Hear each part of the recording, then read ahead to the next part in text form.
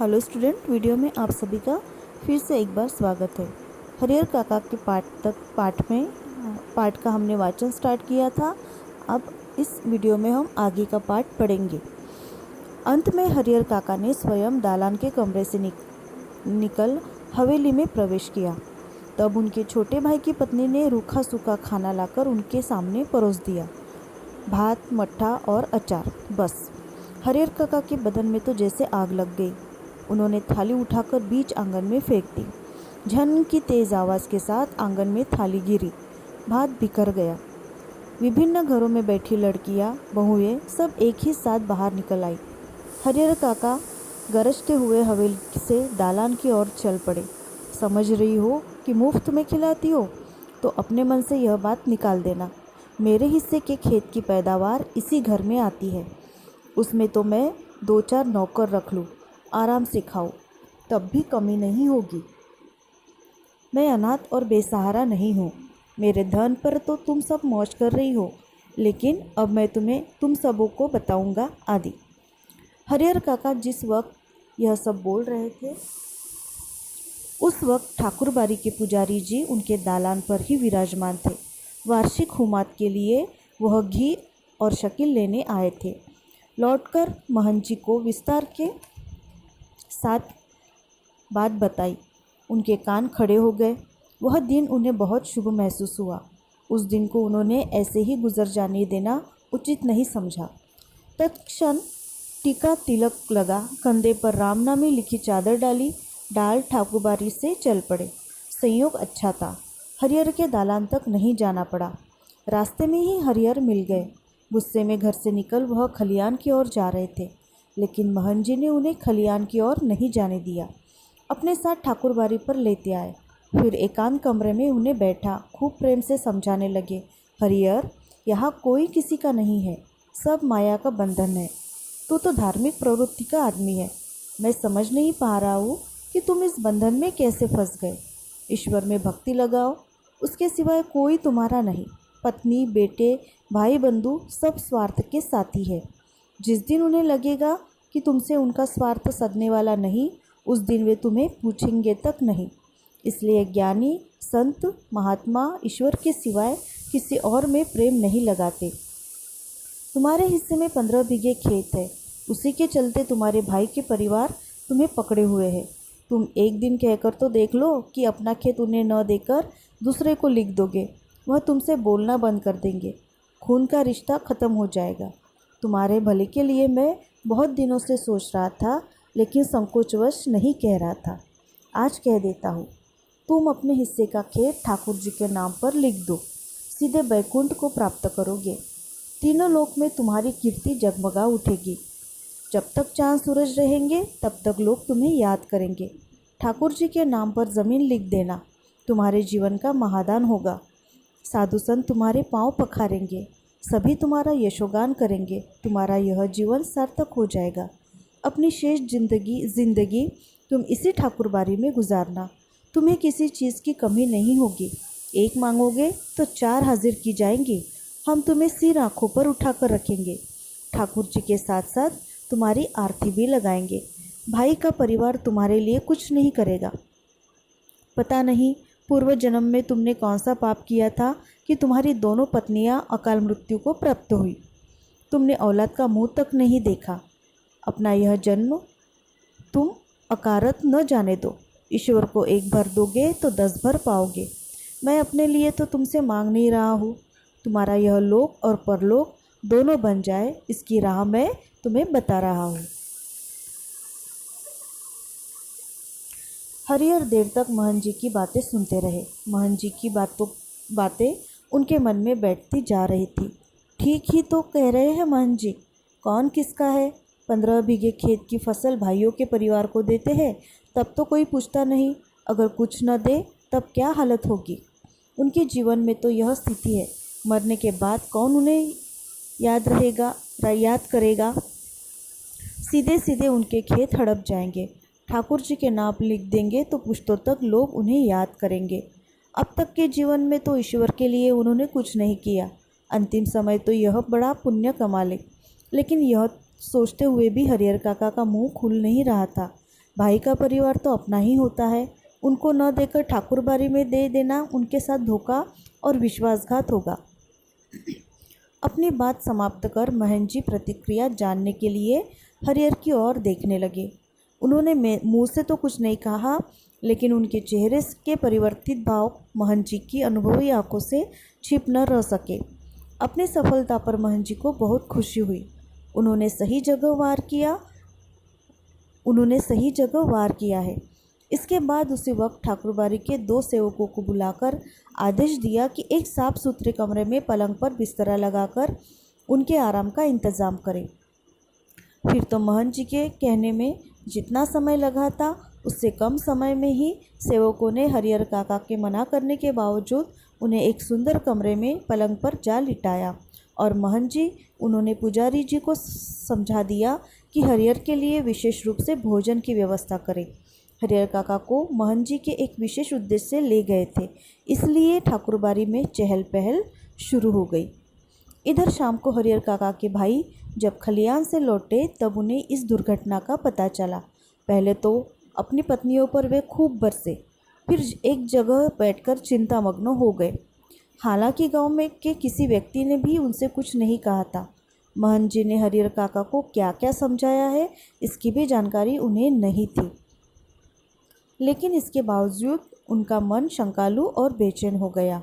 दरअसल बहुत सारी बातें ऐसी हैं जिनकी जानकारी बिना बताए ही लोगों को मिल जाती है। शाम गहराते गहराते हरिहर काका के तीनों भाई ठाकुरबाड़ी पहुँचे। उन्होंने हरिहर काका को वापस घर चलने के लिए कहा। इससे पहले कि हरिहर काका कुछ कहते, महन जी बीच में आ गए। आज हरिहर काका को यही रहने दो, बीमारी से उठा है, इसका मन अशांत है, ईश्वर के दरबार में ही रहेगा तो इससे शांति मिलेगी। लेकिन उनके भाई उन्हें घर ले चलने के लिए जिद करने लगे। इस पर ठाकुरबाड़ी के साधु संत उन्हें समझाने लगे। वहाँ उपस्थित गांव के लोगों ने भी कहा कि एक रात ठाकुरबाड़ी में रह जाएंगे तो क्या हो जाएगा। अंततः भाइयों को निराश होकर वहाँ से घर वापस लौटना पड़ा।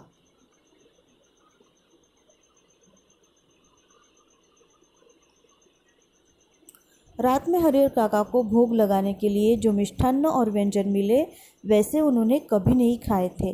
घी टपकते मालपुए, रसबुनिया, लड्डू, छेने की तरकारी, दही, खीर। पुजारी जी ने स्वयं अपने हाथों से खाना परोसा था। पास में बैठे महन जी धर्म चर्चा से मन में शांति पहुंचा रहे थे।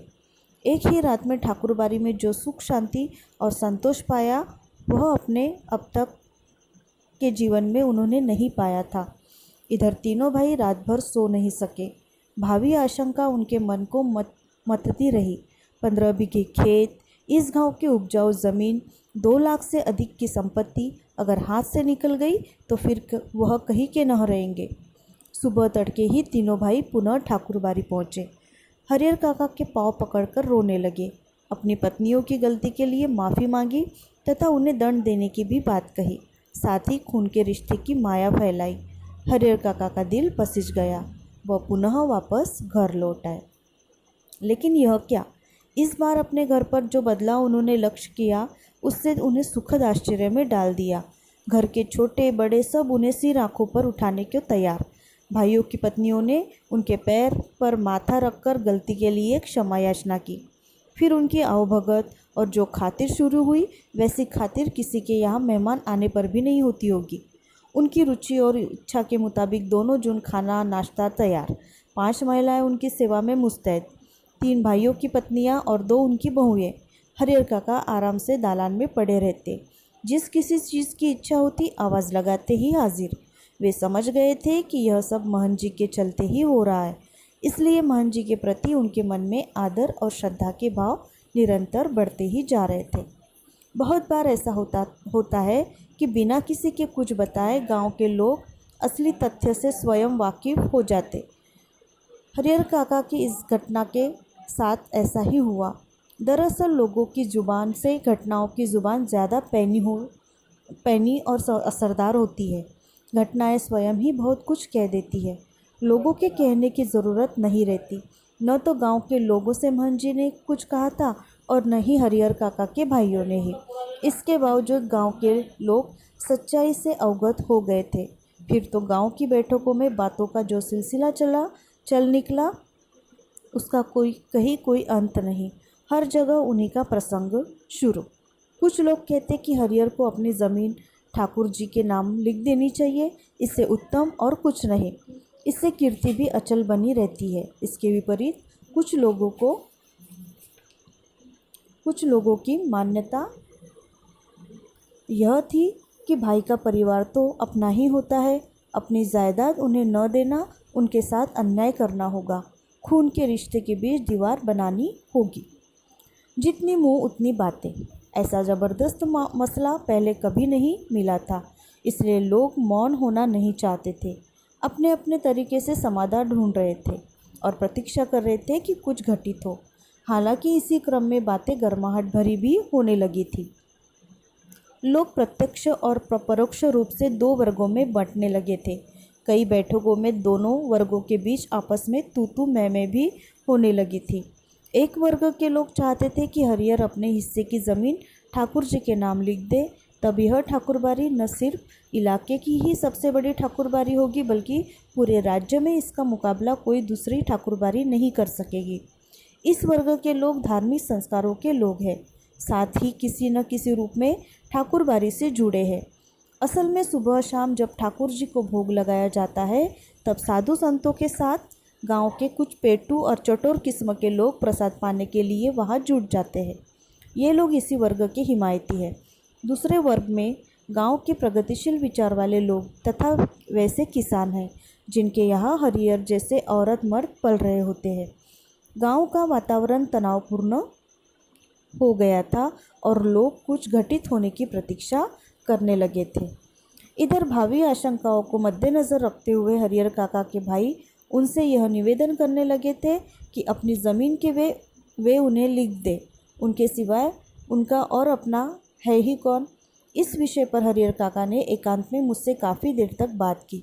अंततः हम इस निष्कर्ष पर पहुँचे कि जीते जी अपनी जायदाद का स्वामी किसी और को बनाना ठीक नहीं होगा, चाहे वो अपना भाई या मंदिर का महंत ही क्यों न हो। हमें अपने गांव और इलाके के वे कुछ लोग याद आए जिन्होंने अपनी ज़िंदगी में ही अपनी जायदाद अपने उत्तराधिकारियों या किसी अन्य को लिख दी थी, लेकिन इसके बाद उनका जीवन कुत्ते का जीवन हो गया। कोई उन्हें पूछने वाला नहीं रहा। हरियर काका बिल्कुल अनपढ़ व्यक्ति है, फिर भी इस बदलाव को उन्होंने समझ लिया और यह निश्चय किया कि जीते जी किसी को ज़मीन नहीं लिखेंगे। अपने भाइयों को समझा दिया, मर जाऊंगा तो अपने आप मेरी ज़मीन तुम्हें मिल जाएगी, ज़मीन लेकर तो नहीं जाऊंगा, इसलिए लिखवाने की क्या ज़रूरत है। तो इस वीडियो में हम यहाँ तक ही पढ़ेंगे। हरियर काका की यह कहानी बड़ी ही रोचक है। अगर आप पाठ पढ़ोगे तो आपको थोड़ा सा उसके आइडिया आ जाएगा। अगर लेसन पढ़ोगे तो आपको एक बार लेसन फिर से अच्छे से पढ़ना है। इसके आगे का जो पोर्शन है या यहाँ तक की जो समरी है, यहाँ तक का जो सारांश है, वो मैं कल के वीडियो में आपको बताऊंगी। धन्यवाद।